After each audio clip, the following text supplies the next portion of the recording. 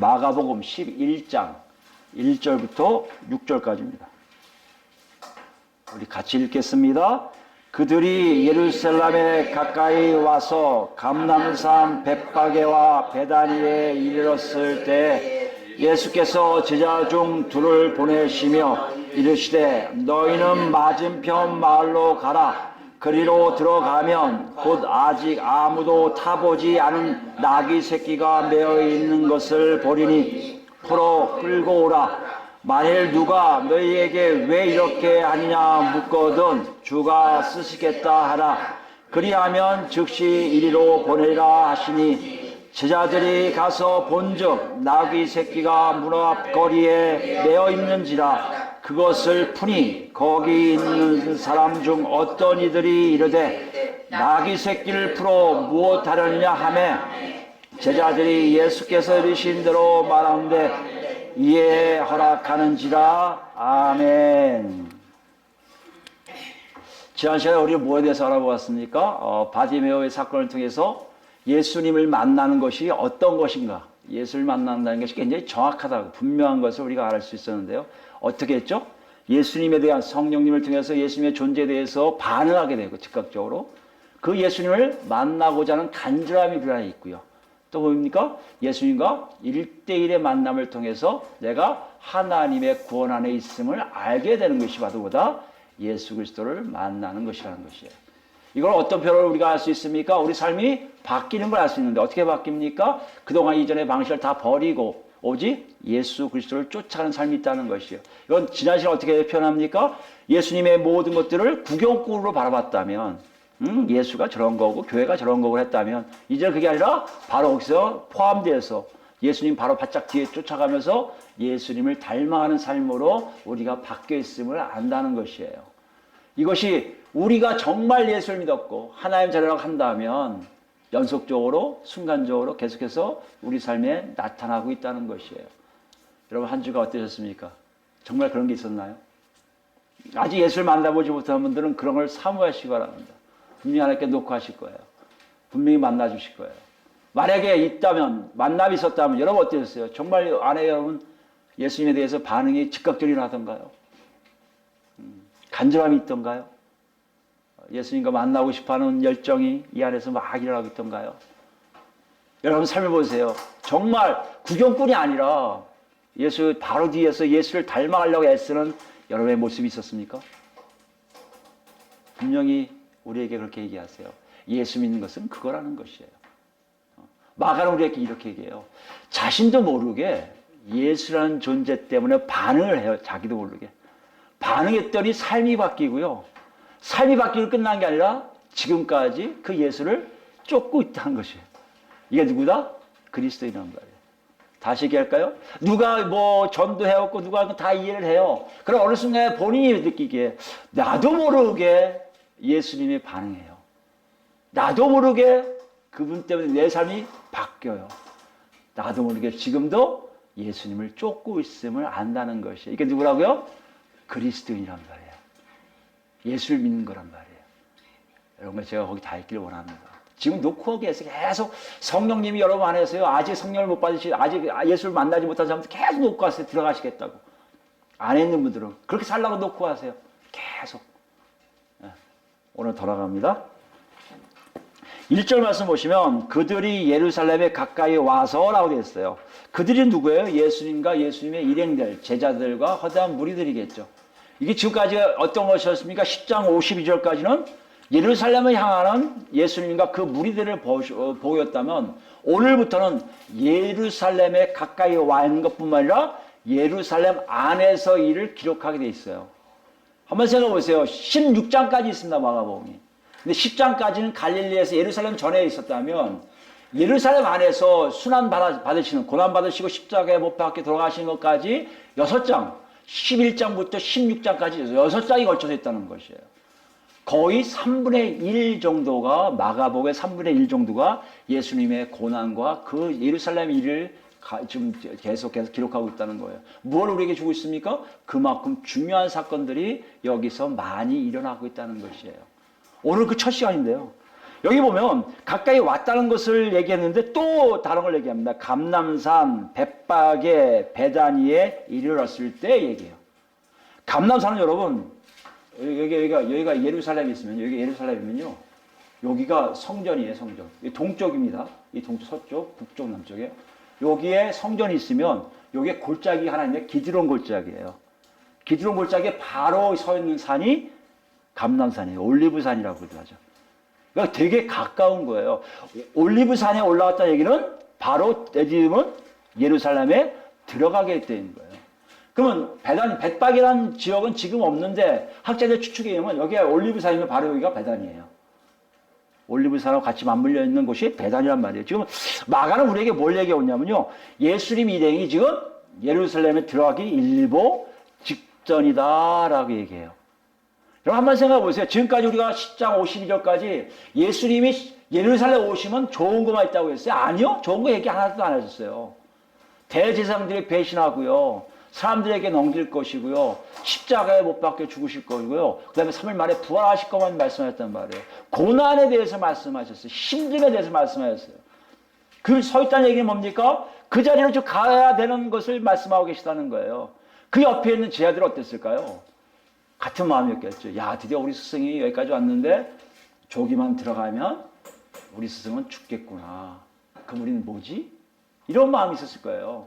여러분도 아마 그럴 거예요. 지금까지 10장 51절까지 열심히 읽으신 분들은 야, 예루살렘에 다 들어가시면 이제 큰일 나셨는데 어떡하지 아마 이런 마음이 드셨을 거예요. 근데 신기하게 예수님은 의외의 요구를 하세요. 제 아들을 불러서 다른 걸 시키시는데 보시면 1주 후반입니다. 예수께서 제자 중 둘을 보내시며 2절입니다. 이르시되 너희는 맞은편 마을로 가라. 그리로 들어가면 곧 아직 아무도 타보지 않은 나귀 새끼가 매어 있는 것을 보리니 풀어 끌고 오라. 딴 얘기를 하시는 거예요. 나귀를 풀어오라? 그러면 말씀하신 게 3절 보세요. 만일 누가 너에게 왜 이렇게 하느냐 묻거든 주가 쓰시겠다 하라. 그리하면 즉시 이리로 보내리라 하시니 제자들이 가서 본즉 나귀 새끼가 문 앞에 걸려있고 그것을 풀어서 하는데 똑같은 얘기를 해요. 이걸 왜 푸냐? 들이 예수님 말씀하신 대로 그대로 얘기하니까 허락하는 거예요. 가져가라고. 이렇게 보면 지금 고난을 받으러 가신 예수님이 왜 이런 일을 하셨지? 뭔가가 있을 것 같은 생각이 든다는 거예요. 시작부터 뭔가를 지금 마가는 기록하고 있어요. 예수님의 행동을 통해서 마가가 전하는 놀라운 사실이 있음을 우리에게 슬슬 알리고 있다는 것이에요. 더군다나 이것이 무슨 의미냐를 보려면 제자 둘이 나왔는데요. 마가 같은 사람이 제자가 중요했다면 제자 이름을 다 적었을 거예요. 근데 제자 이름도 안 적었어요. 뿐만이에요. 맞은편 마을로 가라고 됐거든요. 헬라어는 반대편 마을이에요. 그러니까 학자들이 헷갈려요. 어떤 사람은 벳박이다, 어떤 사람은 베단이다, 아니 어떤 사람은 제3도시다, 막 이렇게 얘기하는데 그것도 밝히지 않아요. 학자들 혼동가라고 얘기하는 건가요? 공부 좀 하라고? 그렇지 않았으니까 아니에요.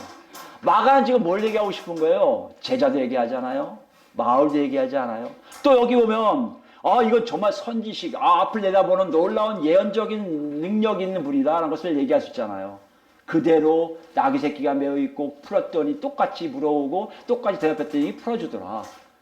그러고 보면 예수님은 능력 있는 분이야 얘기할 수 있지만 그것도 중요한 것 같지가 않아요.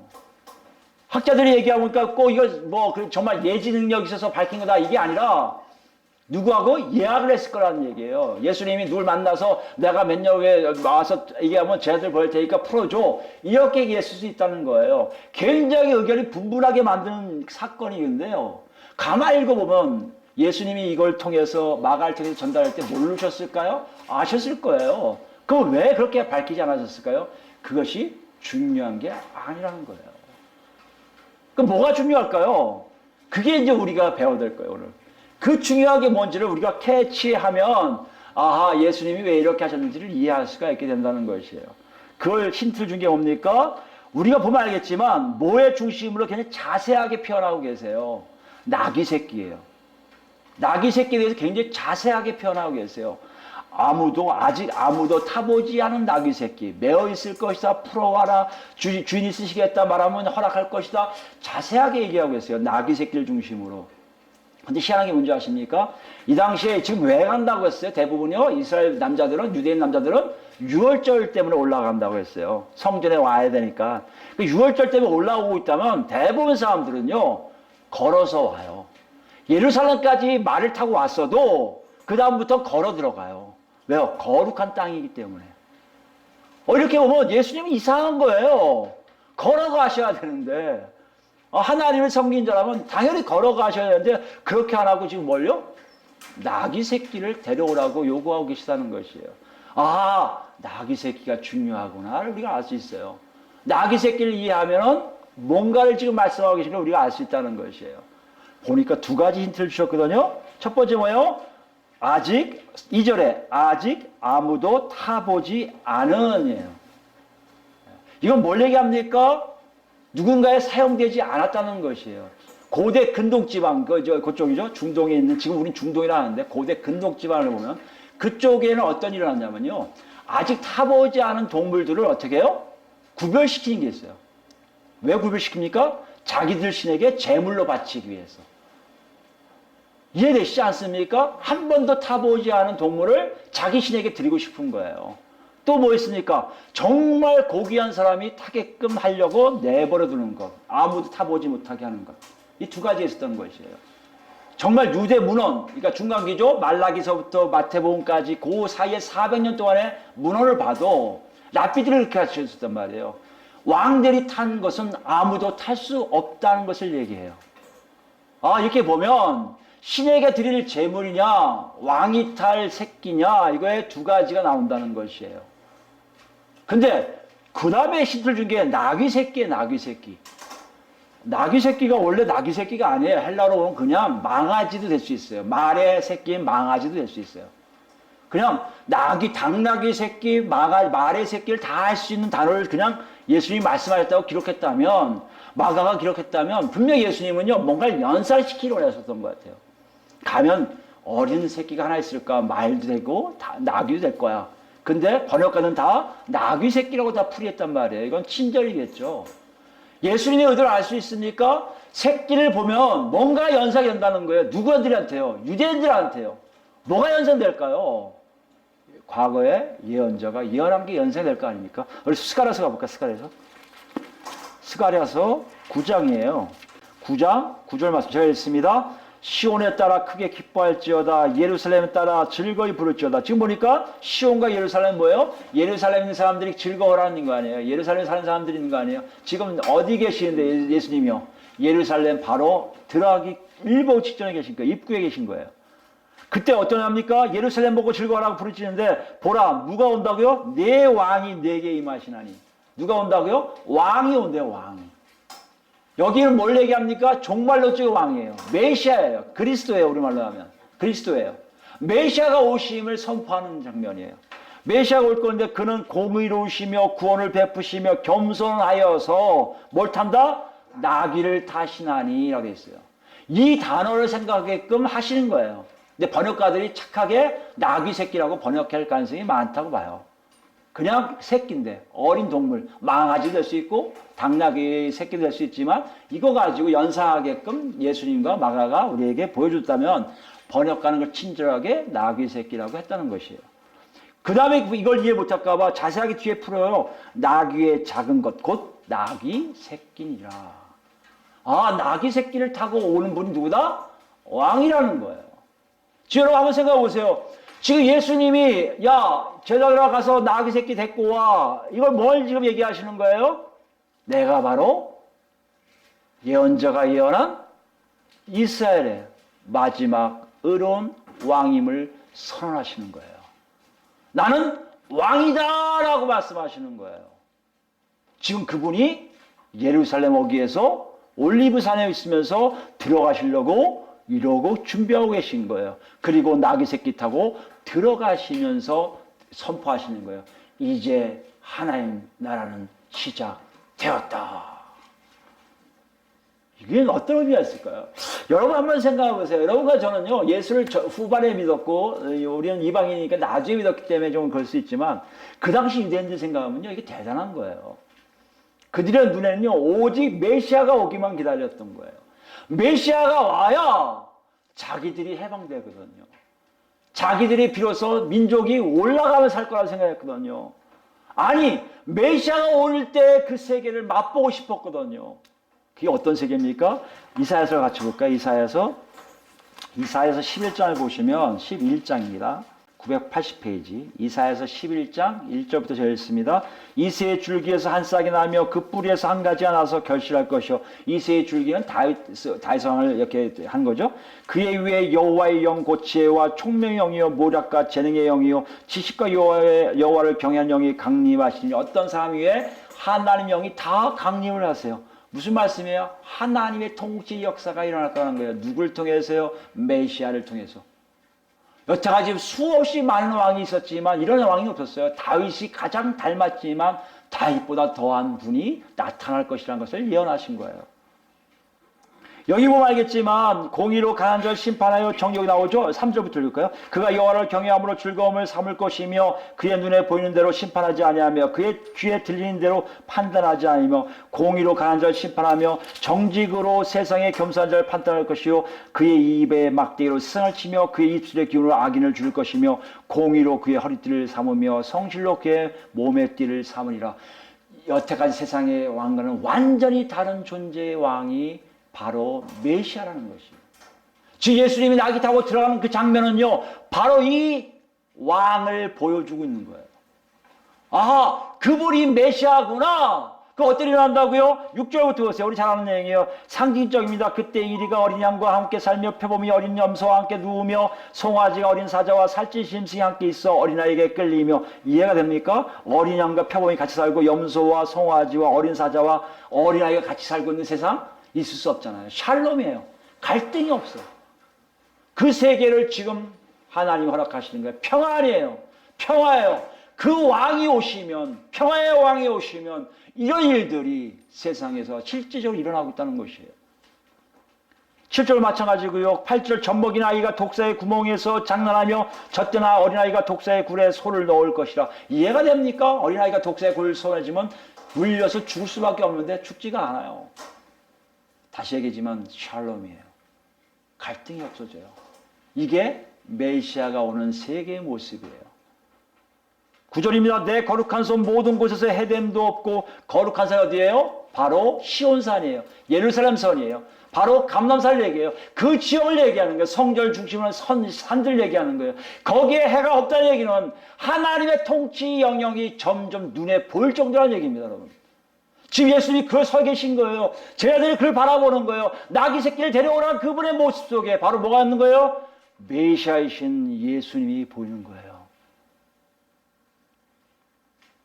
10절에 뭐라고 합니까? 그날의 이새의 뿌리에서 한 싹이 나서 만민의 기치라는 거는 깃발이에요. 시그널이에요.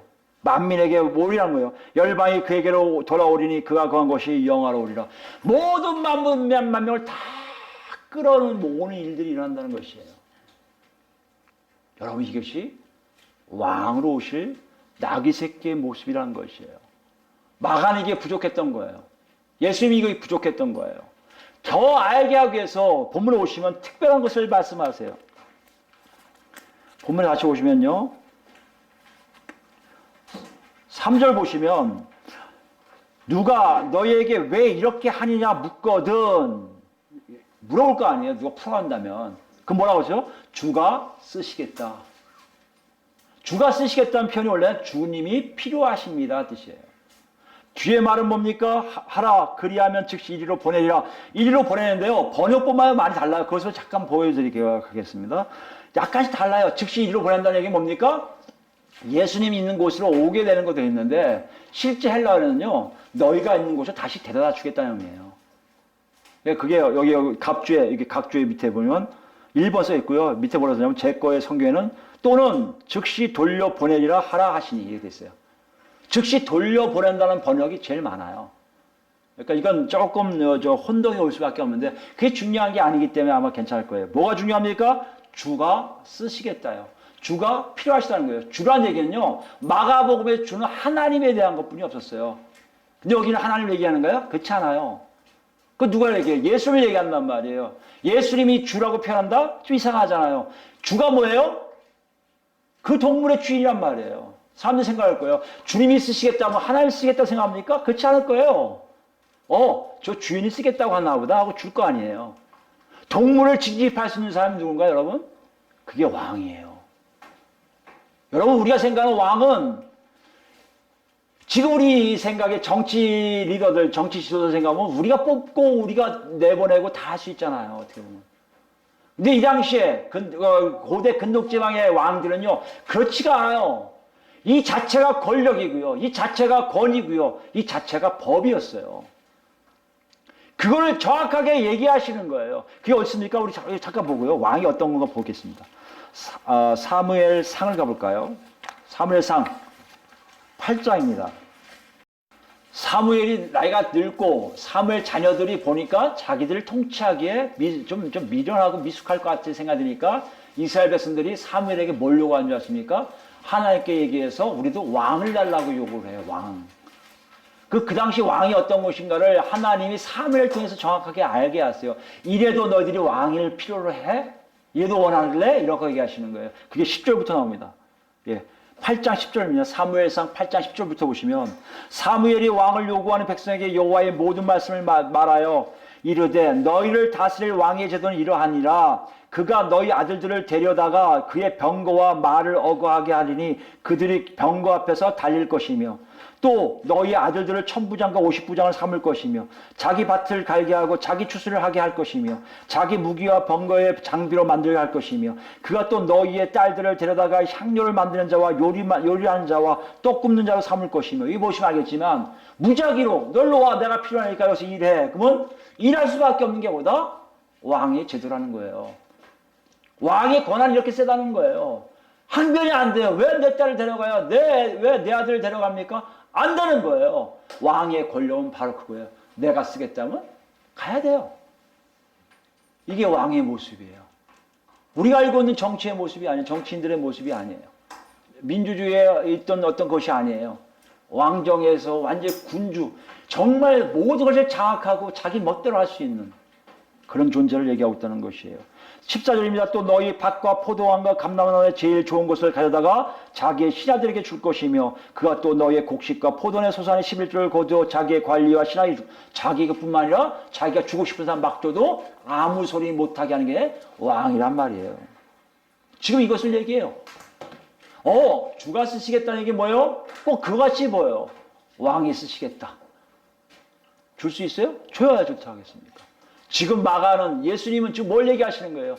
내가 바로 예언된 나귀 새끼를 타고 하는 너의 왕이며 너의 물건을 내 마음대로 착취하고 내가 빼앗고 내가 쓸 수 있는 그리고 다시 돌려줄 수 있는 그런 왕이며 나는 너희에게 진정 하나님의 평화를 전달할 메시아로서 지금 서 있음을 보여주고 계시다는 것이에요. 여러분 여기서 한번 생각해 보세요. 이게 언제 때 사건이에요? 2000년 전의 사건이에요. 그러면 그것이 일어났어요? 들어가셨어요? 안 들어가셨어요? 다음 주에 들어가세요. 그 우리에게는요, 과거형이에요. 우리에게 질문하시는 거예요. 독자들에게 질문하는 거예요, 마가가. 너희 정말 예수님을 왕으로 섬기고 있느냐는 것이에요. 너희 모든 것을 다 가져가도 아무 말 못하는 왕으로 네가 정말 섬기고 있냐고 지금 묻고 있는 거예요. 우리 어떻습니까? 정말 그래요? 그럼 한번 생각해 보세요. 여러분 예수님은 어떻게 생각했습니까? 고난받는 종으로서 지금 여기까지 왔던 그 예수님이 내가 고난의 종으로 가지만 실제 내 신분은 뭐다? 하나님이 마지막에 임명한 왕이라고 말씀하고 계시는 거예요. 거기에 여러분과 저는 얼마큼 거기에 승우하고 계십니까? 여러분 이것은요 분명해져요. 선이요. 어떤 식으로 분명해집니까? 예수님이 들어오시면요 들어가셔서 십자가에 못 박혀서 부활해 주시고 부활하시면요 쫙 갈라져요. 어떤 식으로 갈라집니까? 그 왕을 모시는 사람들과 그 왕을 모시지 않는 사람이 갈라져요. 여러분이 나는 상관없어, 나는 몰라 할 수가 없어요. 여러분 둘 중에 하나예요. 그 왕을 섬기고 있습니까? 그 왕을 멀리하고 있습니까? 그 나라 백성으로 살고 있습니까? 그 나라 백성이 아닌 것으로 살고 있습니까? 둘 중에 하나로 쫙 갈라질 이유는 바로 메시아는 모든 열방을 다 통치하는 분으로 나오고 있고 그 실제로 그분이 이 우주 만물에 있는 모든 것을 다스리고 계시기 때문이라는 것이에요. 그렇다고 우리도 생각해 봐야 돼요. 나는 유대인이 아니니까 상관없어요. 이런 분 계십니까? 아니요. 천만에 만만의 말씀이에요. 여러분도 둘 중에 하나에 반드시 들어가 있을 거예요. 그것이 있느냐 없느냐 어떻게 할 수 있습니까? 로마서 가볼까요? 로마서입니다. 로마서 15장 가보시면 로마서 15장 9절부터예요.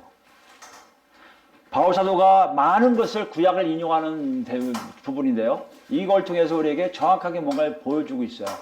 여러분 저도 여기서 봐야 돼요. 정말 그 감람산에서 서가시고 나귀 새끼를 타고 들어가시는 예수님의 목격이 됐다면 여러분과 저는 둘 중에 하나의 백성이 지금 되어 있다는 것이에요.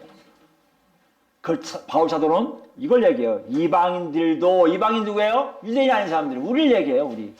여러분과 저예요. 이방인들, 유대인이 아닌 사람들.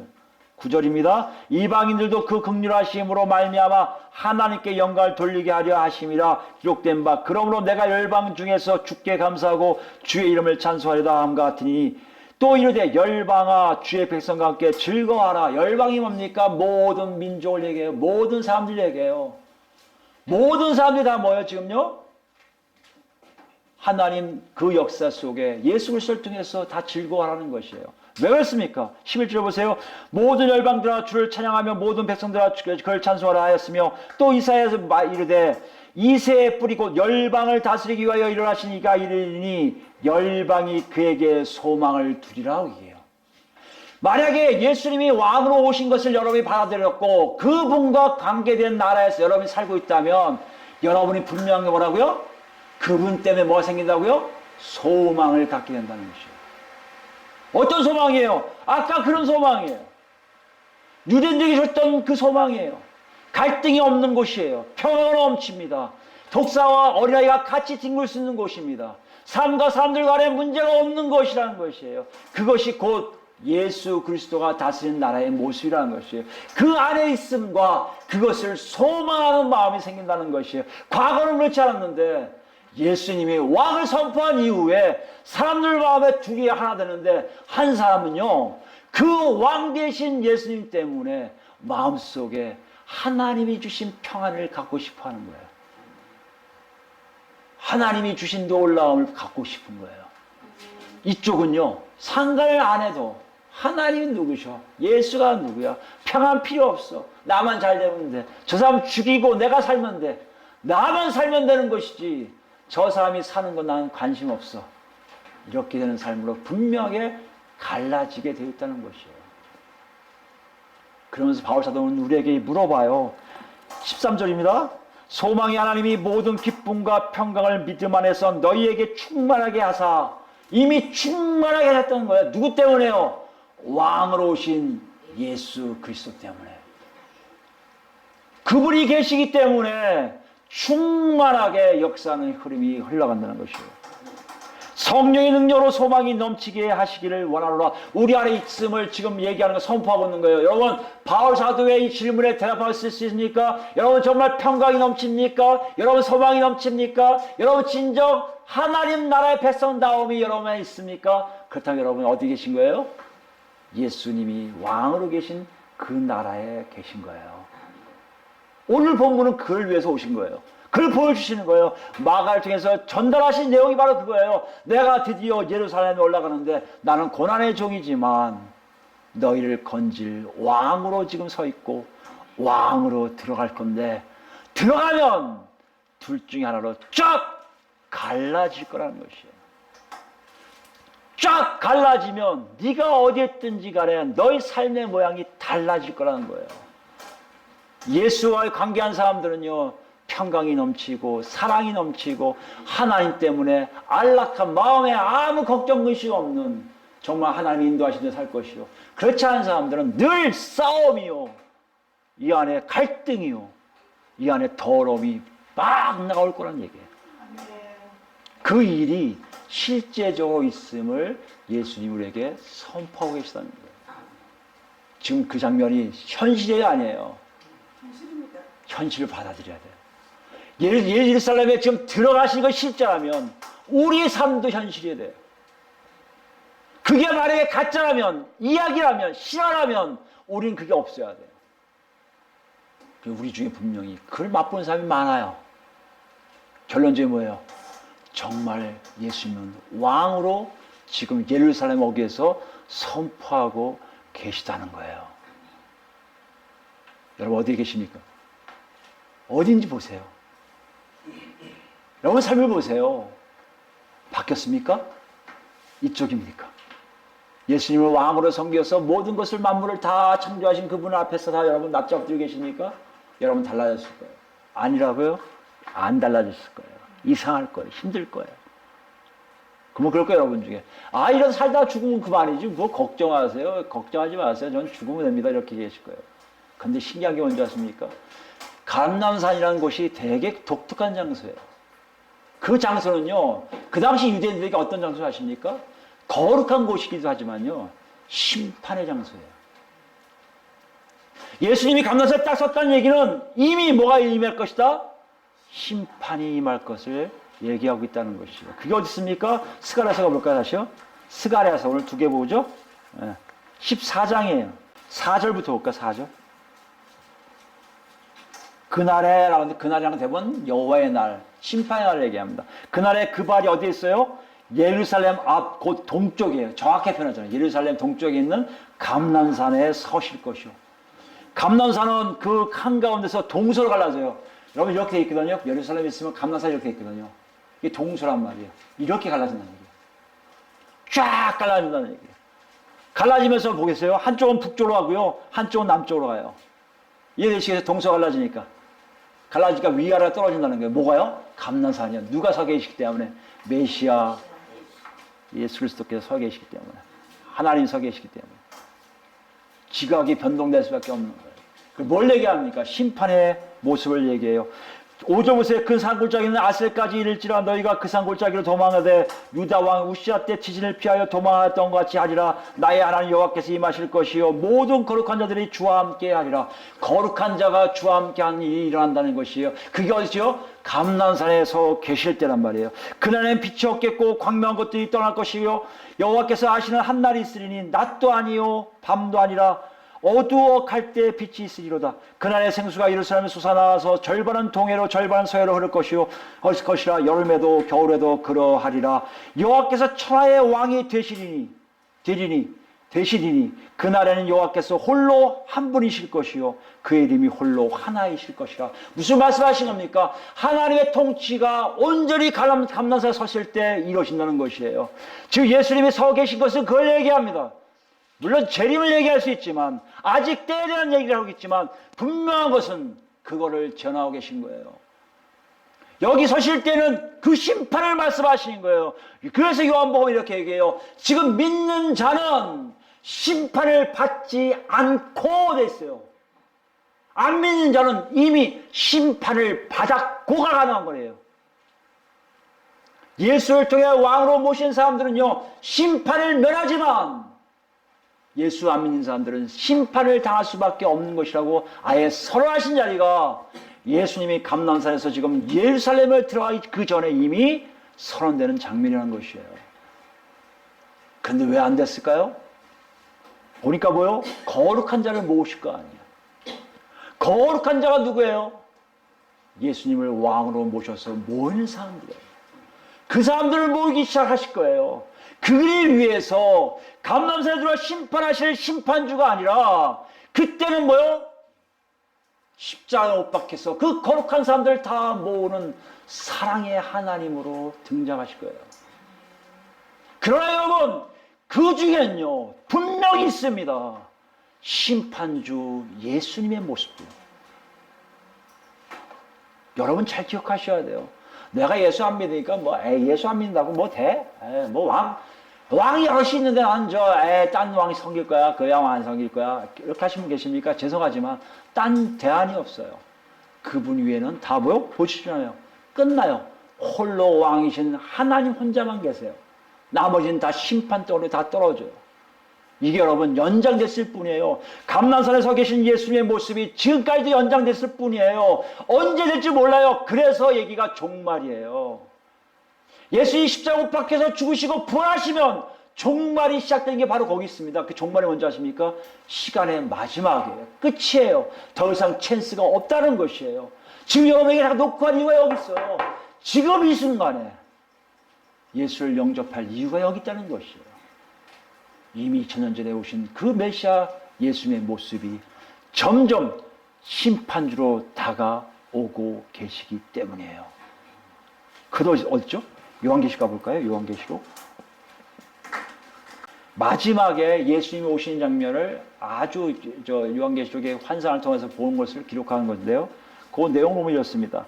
19장 11절부터 볼까요? 요한계시록 19장 11절 말씀을 보시면, 또 내가 하늘이 열린 것을 보니 보라 백마와 그것을 탄 자가 있으니 그 이름은 충신과 진실이라. 그가 공의로 심판하며 싸우더라. 그 눈은 불꽃 같고 그 머리에는 많은 관들이 있고 또 이름 쓴 거 하나 있으니 자기밖에 아는 이가 없고, 또 그가 피 뿌린 옷을 입었는데 그 이름 하나님의 말씀이라 칭하더라. 하늘에 있는 군대들이 희고 깨끗한 세마포 옷을 입고 백마를 타고 그를 따르더라. 그 입에서 예리한 검이 나오니 그것으로 만국을 치겠고 친히 그들을 철장으로 다스리며 또 친히 하나님 곧 전능하신 이의 맹렬한 진노의 포도주 틀을 밟겠고 그 옷과 그 다리에 이름을 쓴 것이 있으니 만왕의 왕이요 만주의 주라 하였더라. 아멘. 그 모습이에요. 여러분, 시간이 연장될 걸 뿐이지 그 내려오신 게 끝난 게 아니에요. 그래서 외치는 거예요. 예수 믿어야 산다고. 천국 가는 거요? 그건 덤이에요. 사는 거예요.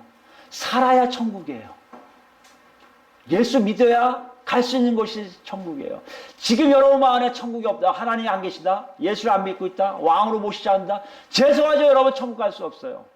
그래서 죽기 전에 그 사람들은 고백하는 거예요. 죽기 전에 고백하는 사람 많아요. 마지막으로 살겠습니다 하고 고백하는 사람 많아요. 그러나 아셔야 돼요. 확률이 낮아요. 지금 여러분 놓고 하실 때 들으셔야 돼요. 도르치셔야 돼요. 이미 2000년 전에 감난산에 올라가신 예수님이 그걸 선언하고 계신 거예요. 다 이뤘다, 십자가 못 박혀 선언하실 때 그 선언을 미리 하시는 거예요. 여러분 기억하세요. 그 시간만 남아있어요. 그 시간만 남으면 우리 어떻게 합니까? 위에 보시면 알겠지만, 계시록 위에 보시면 알겠지만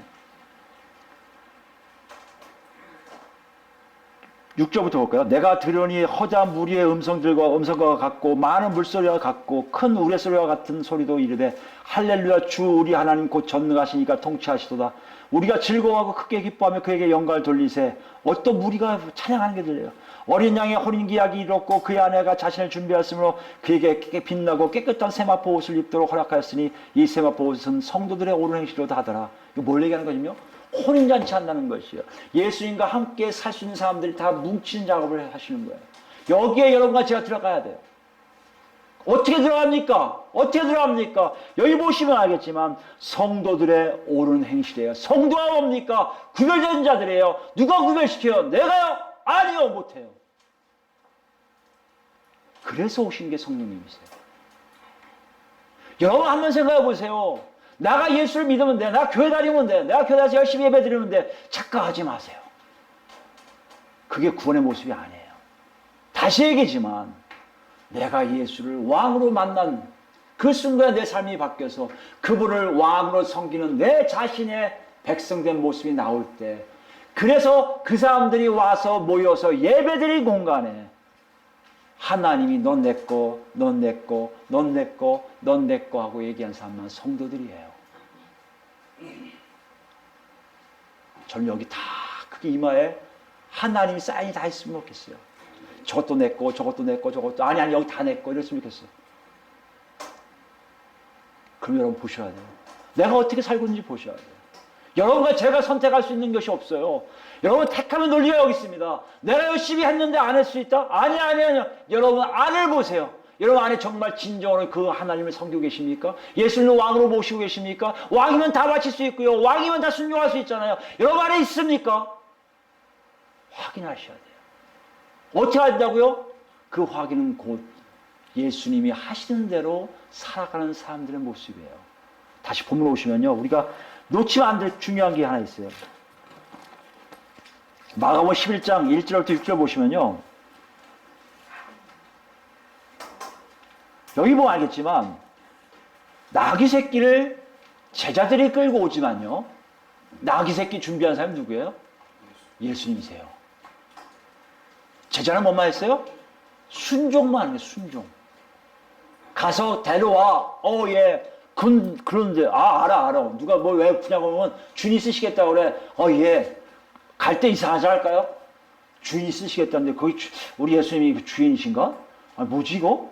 하나님 쓰시겠다는 거다. 이거 뭐지? 이렇게 갔을 거예요. 그러나 순종해요. 가서, 매워있네, 정말? 풀었어요. 풀었더니 뭐예요? 야, 너 그거 왜 풀어? 주님이 쓰시겠다 하는데요. 그래요? 가져가세요. 되네? 이해되세요? 예수 믿는 건 여기 있어요. 예수님과 관계하는 사람들이 예수의 인도하심 따라 자기도 모르게 순종하는 삶이 나올 때 진정하게 그 안에 있는 거예요. 내가 만들어 놓은 룰들, 내가 만들어 놓은 법들을 위해서 내가 열심히 지키면 내가 예수 믿는 것이지. 기도 하루에 몇 시간 하고 성경 몇 시간 보면 하나님께 백성 되는 것이지. 아니에요. 착각하지 마세요. 내 힘이 많아요. 하나님이 여러분 안에서 있어서 성령 여러분 안에 있어서 예수 그리스도의 삶이 무엇인지 하나 둘 알게 하심으로 자연적으로 순종하게 하는 일들이 일어나는, 그것이 진정 여러분이 뭐요? 성도의 옳은 행실로 가는 혼인잔치에 다 참여하는 그 예수님의 색시로 신부로 살게 된다는 것이에요. 요한계시록 있잖아요. 안 봤지만 우리가 아는 얘기 아니에요. 가는 곳곳마다 그대로 쫓아가요, 예수님. 지난 시간에 바디메오가 구경꾼이었다가 이제는 쫓아갈래요. 쫓아가는 것처럼 예수님을 자기도 모르게 하나, 둘 따라가고 있는 거예요. 이게 우리에게 질문하시는 거예요. 여러분, 있습니까? 있어요? 여러분 지금 예수님을 왕으로 모신 사람들이에요. 없다고요? 여러분 놓고 속에요. 여기 놓고 하고 계세요. 정신 차리라고 하세요. 긴장하라고 말씀하세요. 너 지금 아슬아슬해. 경계에 서 있는 사람도 있을 거예요. 왔다 갔다 하는 사람. 하루는 내가 하는 것 같고 안 하는 것 같고 왔다 갔다 하는 사람이 있어요. 조심하셔야 돼요. 언제 실족할지 몰라요. 멀리 있다고요? 자기가 멀리 있는데 알지 못한다고요? 놓고 하고 계세요. 정신 바짝 차리라고 말씀하세요. 너 거기 있으면 이미 죽은 자가 되어 있을 거라는 것이에요. 이 선언을 지금 하시는 거예요. 오늘 본문에서 우리에게 지금 말씀하셨어요. 감난산에 서 계세요.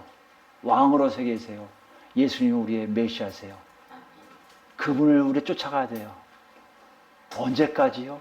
어떻게요? 몰라요. 아니요. 알아요. 좀 이따가 보여드릴게요. 가야 돼요. 그걸 위해서 오셨어요. 그걸 위해서 묵묵히 십자가에 올라가세요. 왕이신 예수님이 여러분과 저를 살리려고요. 아니 여러분과 저를 초대해서 같이 살게 하시려고요. 십자가에 올라가세요. 그게 앞으로 일어날 일들이에요. 11장부터 그 얘기를 얘기하고 있습니다. 그 걸음 가시면서 말씀하세요. 다 내게 와라. 내게 와라. 그러고 계시단 말이에요. 아직까지 시간이 있어요. 그런데요.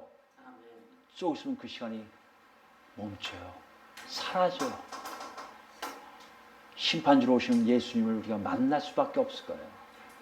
그건 여러분과 저에겐 비극이에요. 우리 고린도전서 15장 마지막을 볼까요? 고린도서 15장 보시면 부활장인데요. 많은 사람들이 예수님이 정말 마지막 왕이냐고 묻는 사람들 가끔 있어요. 그 다음에 왕이 없냐고요? 실제 그래요. 하나님이 왕을 세우셨다면요, 정말 어떤 왕이 있을 거예요. 근데 없어요. 바울 사도가 그걸 증명하겠어요. 정확하게 우리에게 보여주고 있어요. 15장입니다. 고린도전서 15장 20절부터 볼까요? 그러나 이제 그리스도께서 죽은 자 가운데서 다시 살아나사 잠자는 자들의 첫 열매가 되셨도다. 사망이 한 사람으로 말미암았으니 죽은 자의 부활도 한 사람을 말미암는도다. 아담 안에서 모든 사람이 죽은 것 같이 그리스도 안에서 모든 사람이 삶을 얻으리라. 이거 잘 기억하셔야 돼요, 여러분. 예수 그리스도가 못 박혀 십자가 못 박혀 죽으시고 부활하신 것이 여러분 안에 마음에 믿어 의에 이루고 주의 이름을 부르게 되면 여러분과 저는 살아난 자의 모습이에요. 이걸 위해서 왕이 되신 그분이 십자가 못 박히시는 거예요. 그러나 23절입니다. 각각 자기 차례대로 되리니 먼저는 첫 열매는 그리스도요, 다음에는 그가 강림하실 때 그리스도에게 속한 자요. 언제요? 예수님이 다시 오실 때가 있다는 거예요. 오실 때의 모습을 얘기하고 있어요. 그 후에 마지막이니 그가 모든 통치와 모든 권세와 능력을 멸하시고 나라를 아버지 하나님께 바칠 때라. 여기 보세요. 모든 통치, 권세, 능력을 멸하신다는 얘기는 예수 안에 있는 사람들 외에 나머지 모든 사람에게 심판을 가할 거라는 것을 말씀하고 계신 거예요. 그때까지 이분은 왕이세요. 어디 있습니까? 25절 보세요. 그가 모든 원수를 그 발 아래 둘 때까지 반드시 왕노릇 하시리니. 그 안에 누구도 왕노릇 할 수 없어요. 오직 예수 그 한 분만 우리의 왕으로 우뚝 서서 끝까지 가시는 거예요. 언제까지요? 모든 만물을 심판하실 때까지. 아니, 모든 만물을 심판하시고 하나님의 자들 다 덜한 상태에서 그 모든 고난을 아버지께 다시 돌려드리는 그 순간까지라는 거예요. 여기 그 나오잖아요. 27절 보세요. 만물을 그의 발 아래 두셨다 하셨으니 만물을 아래 둔다 말씀하실 때 만물을 그의 아래 두시니가 그 중에 들지 않은 것이 분명하도다. 누가 안 들었다는 거예요? 하나님이잖아요. 만물을 그에게 복종하게 하실 때는 아들 자신도 그때 만물을 자기에게 복종하게 하신 이에게, 누구예요? 하나님 아버지에게 아들 되신 예수 그리스도가 어떻게 한다고요? 복종하게 되는 이는 하나님이 만유의 주로서 만유 안에 계시려 함이라. 무슨 말씀이에요? 아버지 하나님이 온전히 우주 만물을 통치하는 왕으로 완전히 계시는 그 장면에 아들이 왕노릇 하시는 거예요. 이 순간이 바로 우리가 갈 때까지 순간이에요. 여러분이 잘 기억하셔야 돼요. 우리가 갔는데요, 깨어났는데요, 부활됐는데요, 앞에 예수님 안 계십니까? 그때도 큰일 난 거예요. 예수님 언제까지요? 우리의 왕으로 오셔서 우리를 완전히 아버지께 맡길 때까지 우리의 왕으로 앞에 계신 거예요. 그 예수님이 지금 감난산에 서 계신 거예요. 2000년 전에 실제적으로 역사적으로 서 계신 거예요. 가신 거예요. 왜요? 우리에게 말씀하세요. 정말이라고, 진리라고. 그러니 너희들은 회개하고 복음을 믿어 하나님 나라 백성되라고 말씀하고 계시다는 거예요. 여러분 어떤 꿈이 있는지 모르지만요, 저는 이게 꿈이에요. 부활해서 예수님 앞장서시고요, 어디 계시든 괜찮아요. 맨 꼬리에도 괜찮아요. 예수님 바로 뒤면 너무 좋고요. 줄선수에 다 여러분이 한 사람 다 있었으면 좋겠어요. 한 명도 빠짐없이 다 있었으면 좋겠어요. 다 있어서 예수님이 무릎 꿇고 아버지 이제 이걸 다 드립니다 하고 왕관을 아버지께 드릴 때 이런 저도 모두 납작 엎드려서 당신이 우리의 하나님이십니다 고백이 우주 만물에 쩌렁쩌렁 울리는 그 순간에 여러분과 제가 다 있기를 저는 소원합니다. 여러분 같이 안 가실래요? 지금 예수님이 여러분 초청하고 계세요. 회개하세요. 돌이키세요. 그 순간에 모두 다 있는 우리가 진정 하나님이 우리에게 계획이에요. 이 계획에 우리 모두 아멘을 하답해서 그 자리에 다 있기를 예수 그리스도 이름으로 축원드립니다. 아멘.